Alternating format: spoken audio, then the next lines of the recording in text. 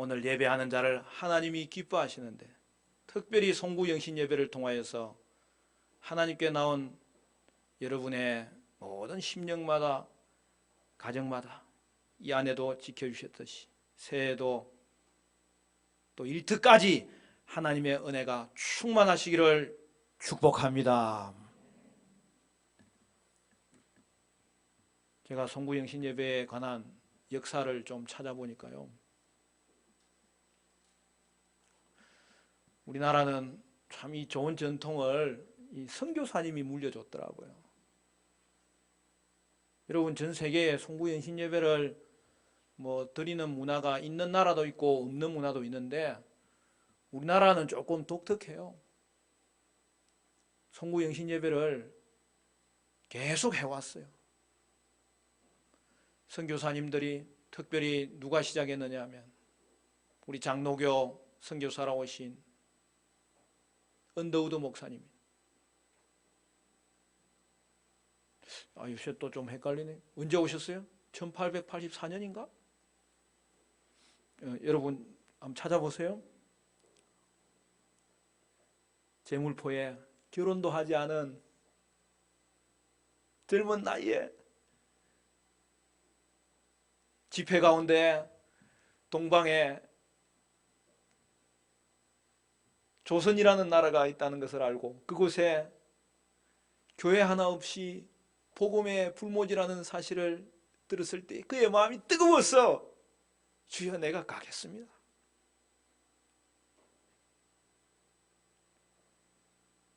몇 달이 걸쳐서 배를 타고 일본에 거주하였다가 일본에서 만난 아펜셀러 선교사님과 함께 제물포에 첫 발을 내디던 그때가 4월달 부활절 아침이었고, 한 해 동안 이곳을 향하여서 기도하고 헌신을 하고 생명의 복음 이 민족에게도 달라고. 그러나 그의 앞길은 험난하였고 눈에 보이는 것이 없었지만 그래도 몇 명의 성도가 생겼을 때에 감사하는 마음으로 그가 송구영신의 날에 그 12시에 가족들이 모여서 12시에 예배를 드렸어요. 그리고 그 다음에는 선교사님들하고 같이 이 땅에 하나님의 은혜를 부어달라고 다른 선교사님들과 함께 12시에 예배를 드렸어요. 그리고 그것이 이어졌어.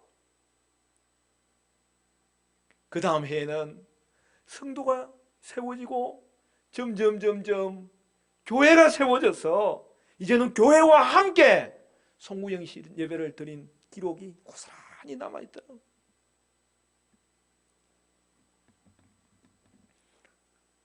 그래서 이번 주간 말씀 준비하다가 그 역사 기록을 살펴보면서 한참 머물렀어요. 설교 준비해야 되는데 그냥 그 책만 뜯어보고 있고.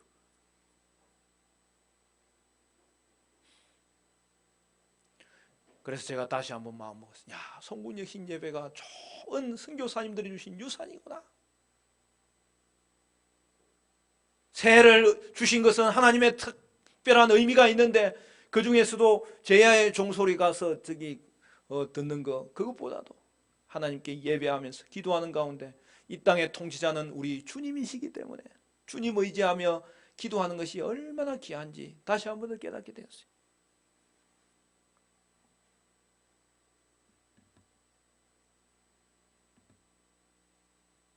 그리고 특별히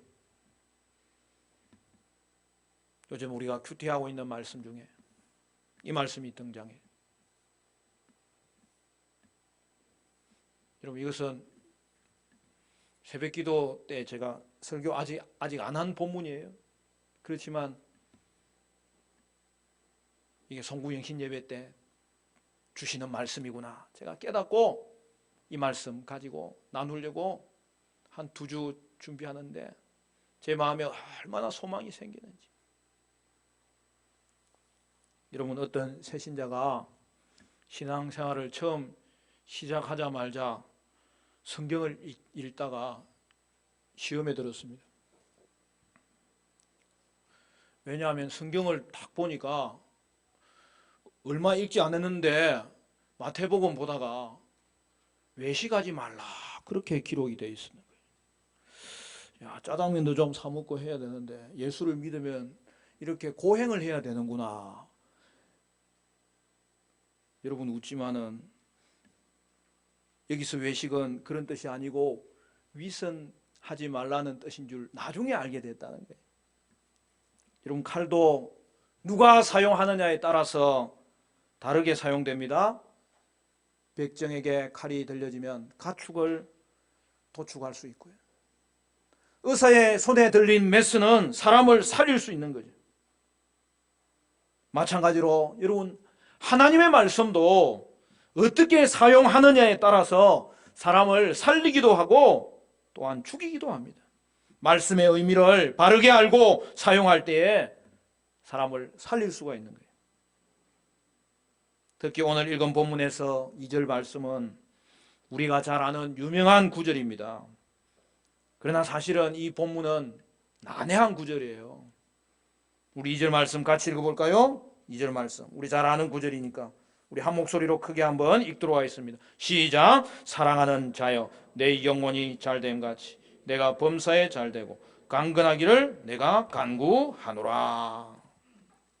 여러분 사도 요한의 성도를 향한 그 뜨거운 사랑이 담겨있는 참으로 귀한 말씀 아닙니까?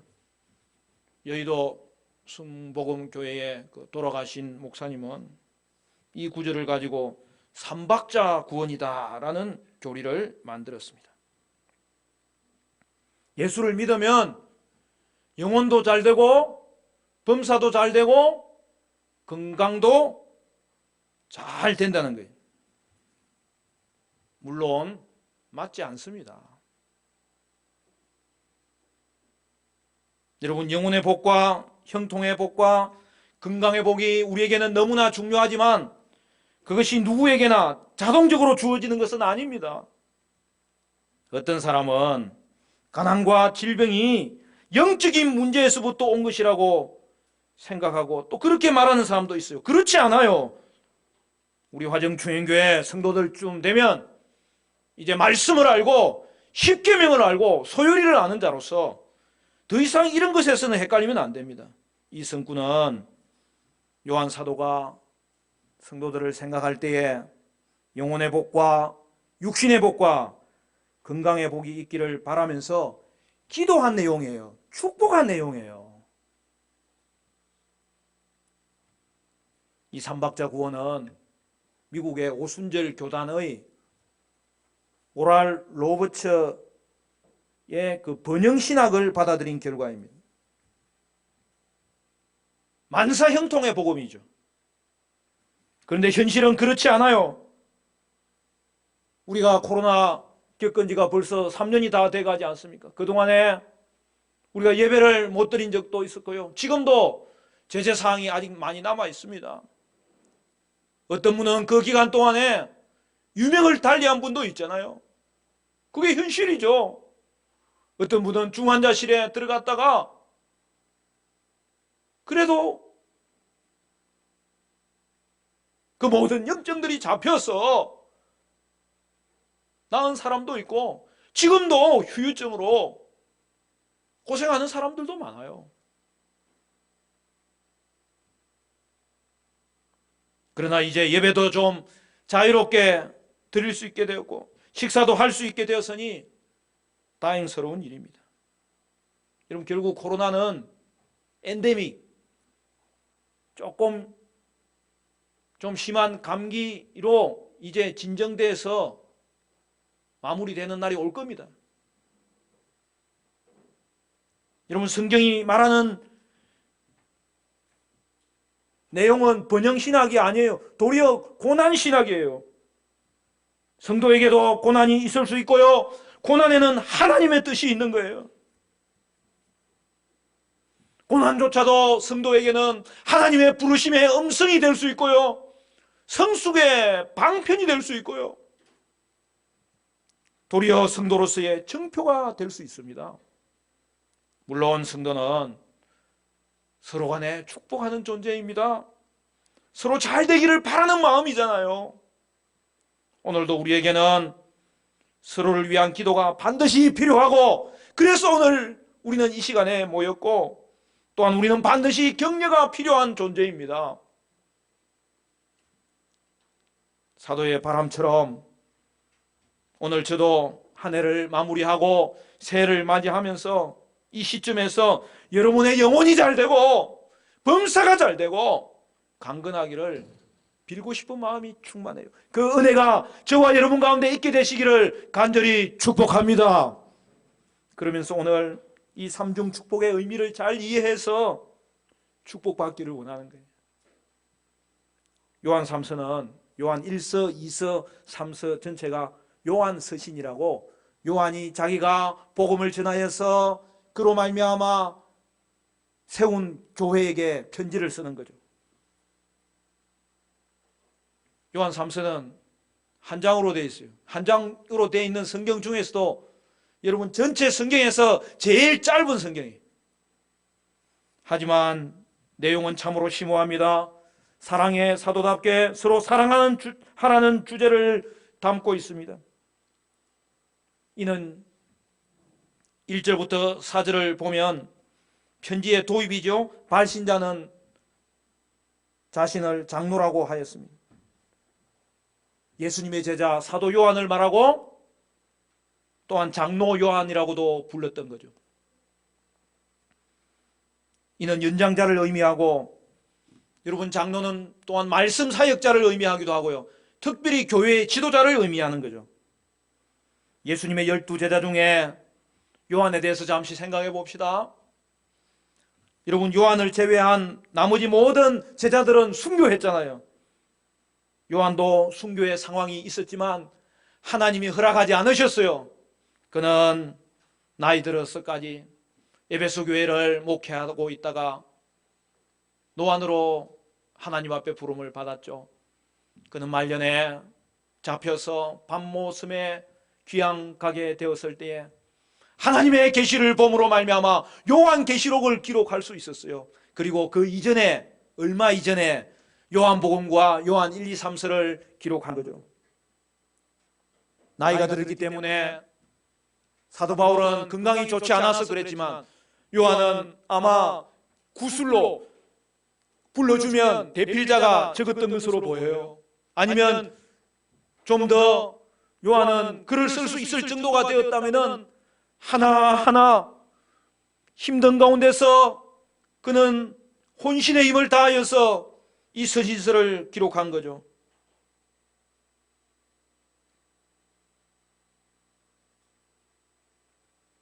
요한 서신을 보면 참으로 따뜻합니다. 하나님은 사랑이시라. 내가 너를 사랑한다. 너희도 사랑하기를 권면한다. 여러분 사랑의 권면이 말씀에 구석구석 담겨져 있어요. 그는 예수님을 따라다닐 때 복음을 받아들이지 않는 마을을 보면서 예수님에게 뭐라고 부탁했어요? 하늘에서 불이 내려서 예수님 이 마을을 다 태워버리십시오. 그렇게 요구할 정도로 그의 별명이 우레의 아들이었어요. 그러나 그는 요한복음에서는 이름을 밝히지 않고 사랑하는 제자라는 표현을 사용합니다. 그는 제자 중에 가장 어렸습니다. 그러면서 예수님으로부터 그는 많은 사랑을 받은 제자였습니다. 여러분 식사할 때도 여러분 최후의 만찬 같은 거 그림 있죠? 거기 보면 이스라엘은 그 풍습이 반쯤 들어 누워서 식사를 해요.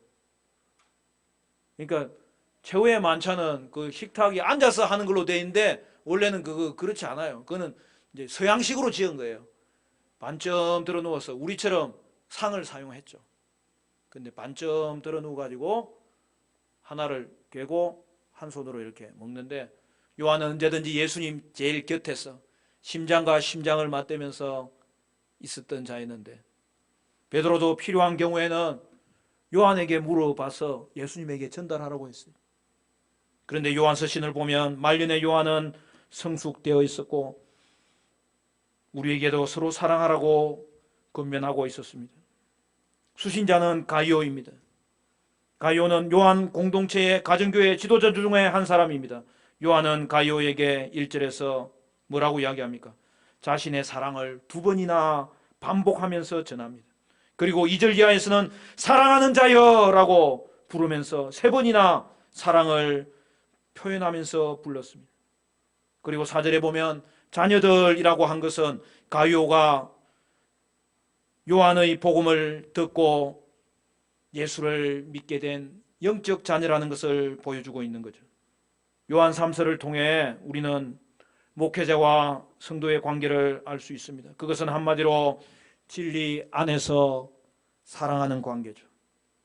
요한은 본을 보였고 성도들은 함께 그렇게 살아야 할 모습입니다. 사랑하는 성도 여러분, 오늘 2022년을 마무리하고 새로운 한 해를 바라보면서 우리가 한번 생각해 보아야 될 것은 과연 성도의 삶은 무엇일까요? 그런데요, 요한서신은 이것을 명확하게 정리해 주고 있는 거예요. 성도의 삶은 한마디로 진리 안에서 사랑하는 삶입니다. 교회도 마찬가지죠. 교회는 진리 안에서 사랑하며 하나 되는 공동체입니다. 본문에서는 그것을 어떻게 표현했죠? 여러분 1절을 보십시오. 우리 1절 말씀 같이 읽겠습니다. 1절 다 같이 시작. 장로인 나는 사랑하는 가요 곧 내가 참으로 사랑하는 자에게 편지하노라. 여러분 여기에 사랑을 2번이나 고백하잖아요. 그런데 2번째는 참으로 사랑하는 자다. 요한은 가요에 대해서 나는 너를 참으로 사랑하고 있다 이렇게 표현했는데 원어의 의미로 보면은 이 참으로가 진리 안에서라는 표현이에요.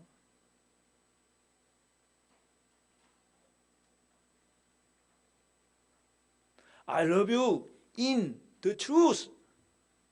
나는 너를 진리 안에서 사랑하고 있다. 여러분 쉬운 성경, 다른 번역 성경으로 읽어보면 이렇습니다. 요한 3서 1절을 보면 교회의 장로인 나는 진리 안에서 사랑하는 친구 가요에게 이 편지를 씁니다. 진리 안에서 사랑하는 가요에게 라고 정확하게 표현하고 있어요.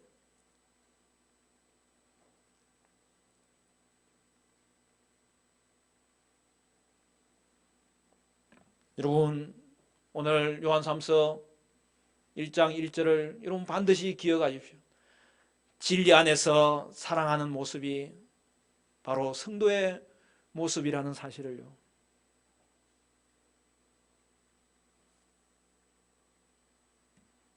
여러분 진리와 사랑은 언제나 연결되어 있습니다.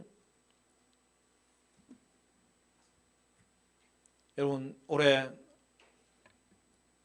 가장 그래도 좋았던 일을 생각하면 뭐니 해도 뭐죠? 오늘도 제가 9시 뉴스 보고 왔는데 그 1번이 그거더만 월드컵이잖아요. 월드컵 16강 진출하고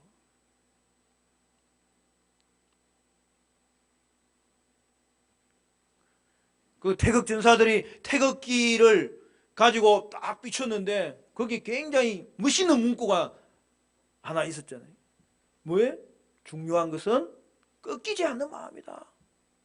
1%의 가능성을 가지고서라도 시도해 보는 거다. 그래서 결국에는 그 젊은 청년들이 그 뜻을 이루었고 국민들에게도 이 코로나 시기에 그래도 희망을 한번 준 거 아닙니까? 그런데 성경은요 우리에게 말합니다. 늘 성경이 중요하게 생각하는 것은 바로 이거예요. 성도의 삶이 뭐냐? 여기서는 진리와 사랑의 균형이 중요하다는 거예요.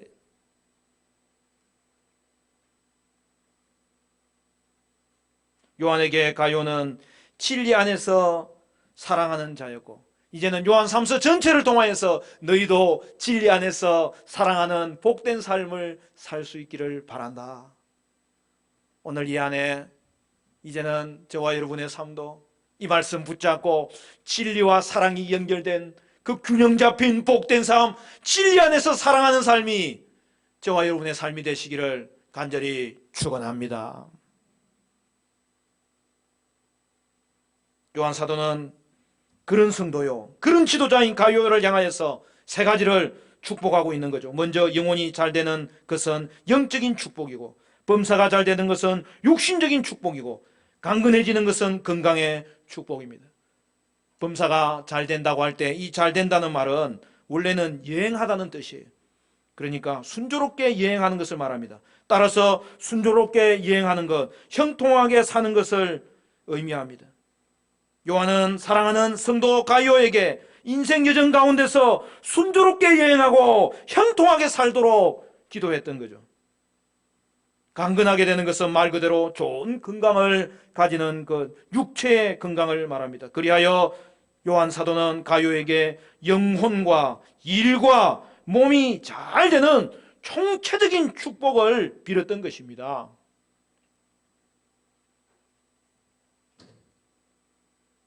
전인적인 축복을 빌었던 것이죠. 이제 우리는 이 총체적인 축복이 무엇인지를 살펴보기를 원합니다. 여러분, 총체적인 축복에는 근거가 있다는 거예요. 근거가 뭐죠? 제일 먼저 나오는 게 뭐죠? 영혼이 잘됨 같이 범사가 잘되고 강건하기를 바란다. 여러분, 총체적인 축복이 우리 가운데 하나님이 주시기 원하시는 축복이에요. 그런데 거기서는 언제든지 근거가 있는 거예요. 출발이 중요한 거예요. 뭐라고요? 내 영혼이 잘됨 같이. 여러분, 이것이 먼저 있어야 되는 거예요. 첫째 복이 있어야 범사의 축복과 강건의 복이 의미가 있다는 거예요. 영혼이 잘됨 같이 범사가 잘되고 강건하기를 바라는 거예요. 여러분, 따라서 우선순위가 우리의 신앙생활과 우리의 인생 가운데는 너무나 중요한 거예요. 먼저 영혼이 잘 돼야 하고, 그래야 다른 것도 우리에게 축복이 될 수 있어요. 요한은 몸을 부정하고 영만 거룩하다고 한 당시 유행하는 영지주의 이단과는 다르게 전인적인 건강을 추구하는 거예요. 여러분, 기독교 신앙은 결코 금욕주의가 아닙니다.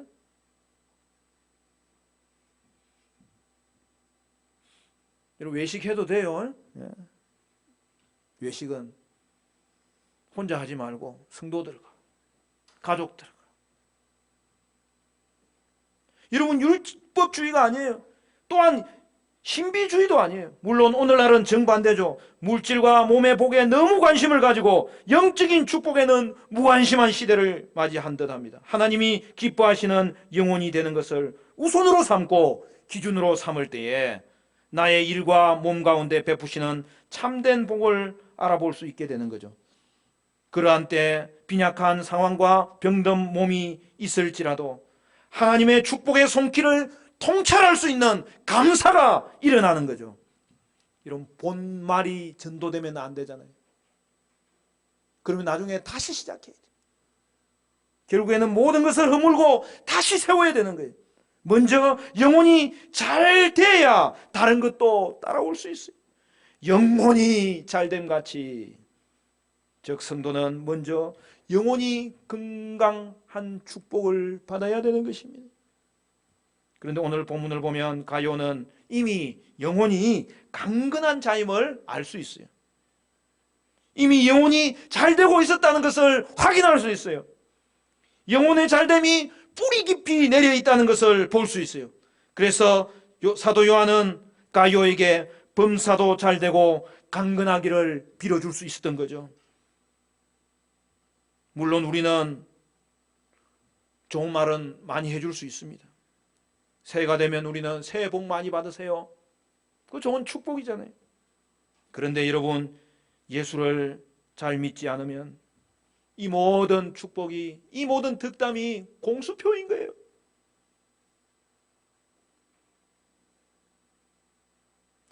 복의 근원이신 예수님을 떠나서 우리가 무엇을 얻을 수 있겠습니까? 사랑하는 성도 여러분, 저와 여러분은 먼저 영적인 축복을 누릴 수 있어야 될 것입니다. 그렇지 않으면 물질적인 번영과 육체적인 건강이 영혼의 잘됨에 도리어 장애물이 되는 것을 한두 번 보는 게 아닙니다. 가요가 영혼이 잘되고 있었던 것을 어떻게 알 수 있습니까? 그는 먼저 진리 안에서 행한다고 인정받는 자였습니다. 여러분 3절 말씀 같이 읽을까요? 3절 말씀 다 같이 시작. 형제들이 와서 내게 있는 진리를 증언하되 네가 진리 안에서 행한다 하니 내가 심히 기뻐하노라. 여러분 이 배경이 뭐냐면 가요를 방문했던 순회 전도자들이 사도 요한에게 와서 가요는 진리 안에서 행하고 있더라, 그렇게 요한에게 보고한 거예요. 여기서 진리는 예수님의 복음을 말합니다. 이렇게 진리를 강조하는 이유는 당시 요한 공동체에는 그 그릭 교사들이 휩쓸고 가서 엄청난 악영향을 받고 있었던 상황이기 때문입니다. 여러분 진리에서 출발해야 바른 사랑에 이를 수 있습니다. 가요는 예수님을 알고 예수님을 따랐던 자였기 때문에 그는 진리 안에서 행하는 자인 것을 볼 수 있었고, 결국에는 그의 삶에는 사랑의 열매까지 맺혀질 수 있었던 거죠. 여러분 가이오는 진리의 사람이었습니다. 그는 말씀에 뿌리내린 신앙으로 열매를 맺을 수 있었습니다. 요한은 가이오가 진리 안에서 행한다 함을 듣고 크게 기뻐하였습니다. 여러분 목자는 성도가 진리 안에서 행한다 함을 듣는 것보다 더 큰 기쁨이 없습니다. 양들이 목자장이신 예수 그리스도를 알고 따를 때에 여러분 그것이 목자에게는 한없는 기쁨이고 그것이야말로 보람이죠. 사랑하는 성도 여러분, 저도 여러분이 집사 따는 말을 들을 때 제가 떨려가 잠을 못 자겠어요. 너무 감사해요. 그보다 더 중요한 것, 진리 안에서 행한다는 소식을 들을 때마다 얼마나 감사한지 몰라요. 여러분 목사에게는 기쁨이 성도가 잘 되는 거예요. 여러분이 기쁨이, 여러분이 저의 상급이, 무엇보다 여러분의 영혼이 잘 되는 것이 기쁨이고 상급입니다. 사랑하는 성도 여러분, 새로운 한 해에 여러분 진리 안에서 행한다 함을 듣도록 여러분의 영혼이 잘 되는 은혜가 있게 되시기를 간절히 바랍니다. 5절에서 9절은 가요에 대한 칭찬과 기대의 말씀이 나오는데요, 8절까지죠. 가요는 이미 영혼이 잘 되고 있는 사람이었는데 특별히 5절에서는 뭐라고 되어 있어요? 그가 순회 전도자들을 영접하는 일에 신실한 자였다고 기록합니다. 5절 말씀도 우리 같이 읽어볼까요? 5절 말씀 다 같이 시작. 사랑하는 자여 내가 무엇이든지 형제고 나그네 된 자들에게 행하는 것은 신실한 일이니. 그 다음 6절도 같이 읽습니다. 시작. 그들이 교회 앞에서 너의 사랑을 증언하였느니라. 내가 하나님께 합당하게 그들을 전송하면 좋으리로다. 여러분 뭐라고 되어 있어요? 가이오는 지금 이미 영혼이 잘 되고 있다는 것이 확인되는데 여러분 5절 말씀에는 뭐예요? 형제를 영접한 그 신실한 일들을 보았던 거죠. 그것은 6절에서는 뭐라고 그랬어요? 그의 삶에 사랑의 열매가 늘 머물고 있었다는 것을 보여준 거예요. 여러분 순회 전도자는 요한이 파송한 복음 전도자를 말합니다. 그들은 가요를 통해 환대를 받았고 돌아와서 요한에게 보고하기를 그는 우리를 영접하고 사랑의 증거를 가지고 있는 그러한 사람이라고 칭찬하고 자랑하고 그랬던 거예요. 여러분 이제 9절 이하에는 또 다른 가정교회 지도자 이름이 나오는데 디오드레베는 순회 전도자들을 영접하지 않았을 뿐만 아니라 그를 돕는 성도들을 공동체에서 내쫓았던 것입니다. 그와 달리 가이오는 나그네를 환대하는 자였고, 그리하여 요한은 가이오에게 형제 사랑을 칭찬할 수 있었던 것입니다. 따라서 요한은 가이오가 계속하여서 하나님께 합당한 이 신실한 자, 사랑하는 자의 모습을 계속 간직하도록 권면하고, 10절에서는 여러분 이름이 몇 개 나오죠? 앞에 디오드레베는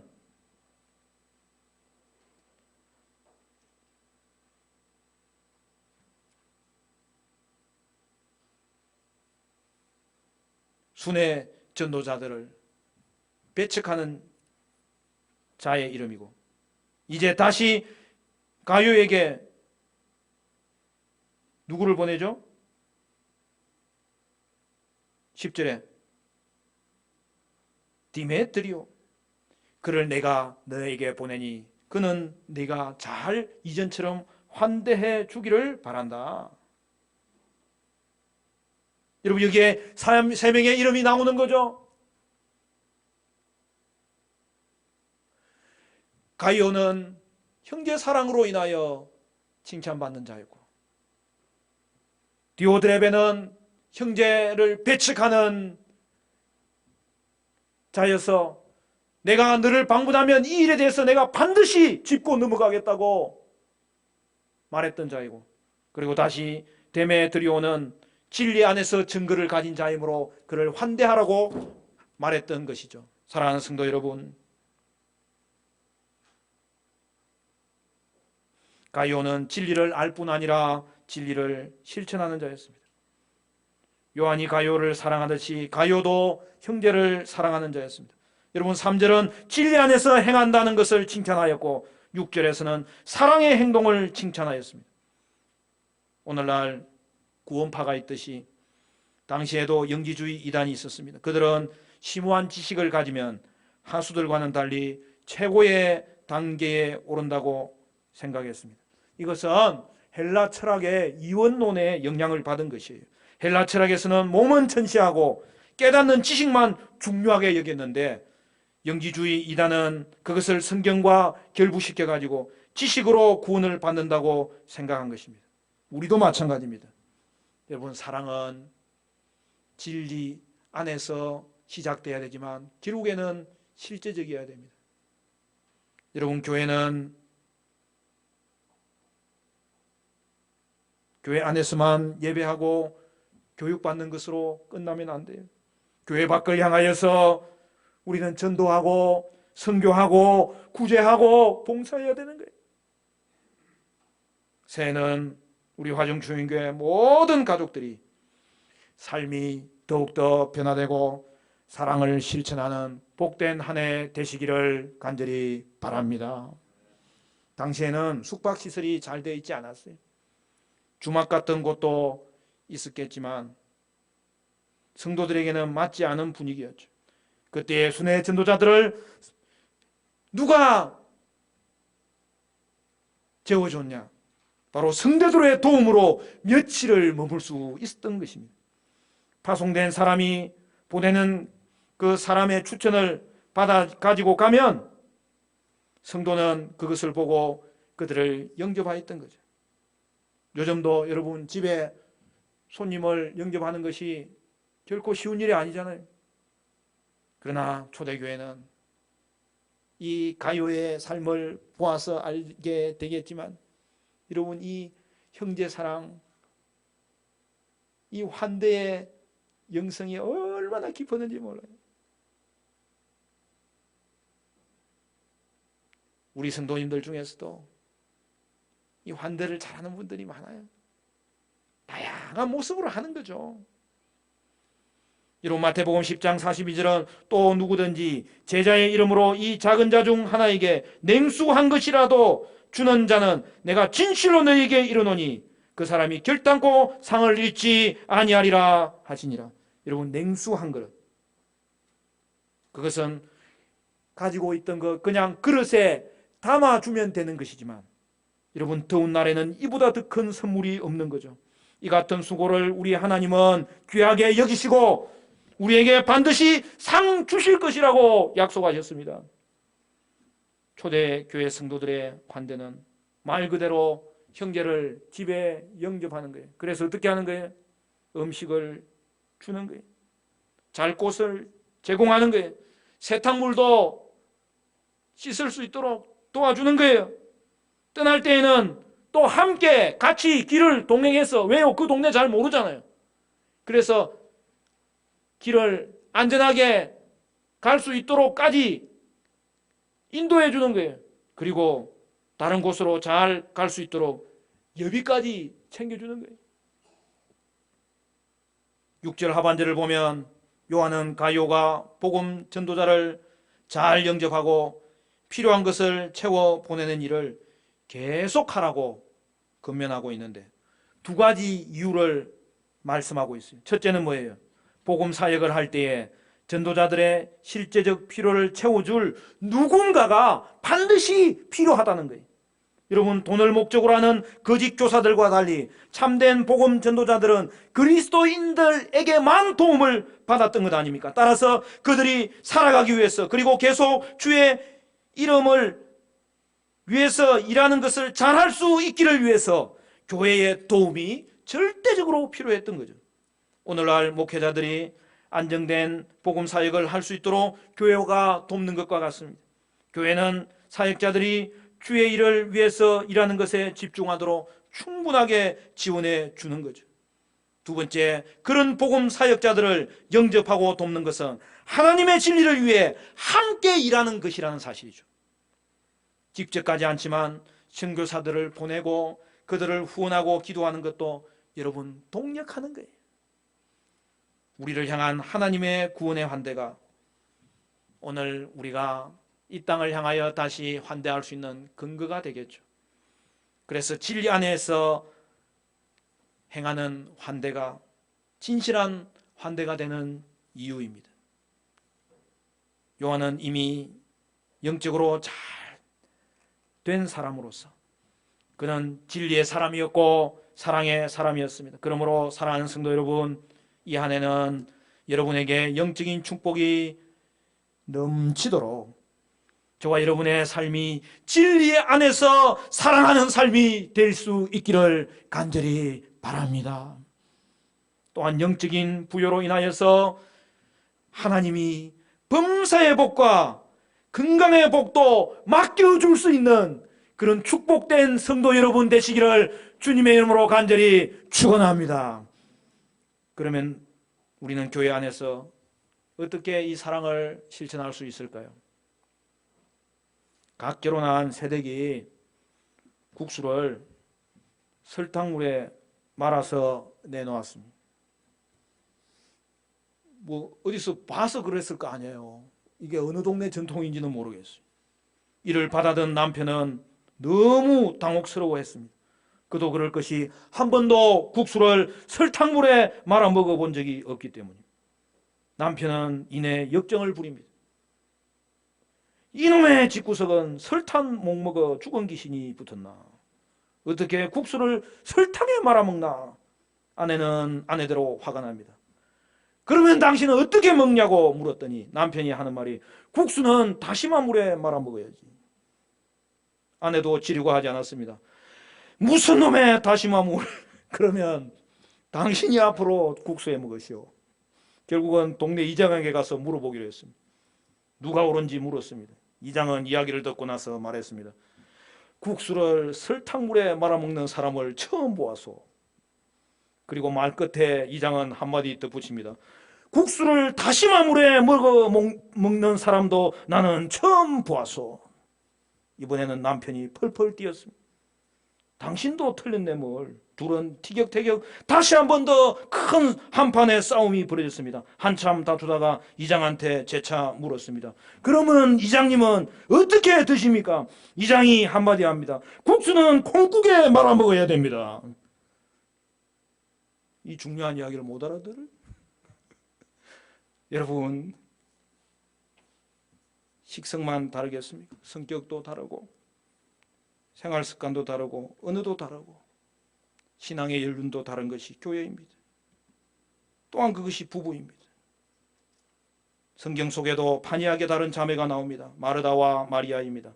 마르다는 현실적이고 논리적이고 분석적입니다.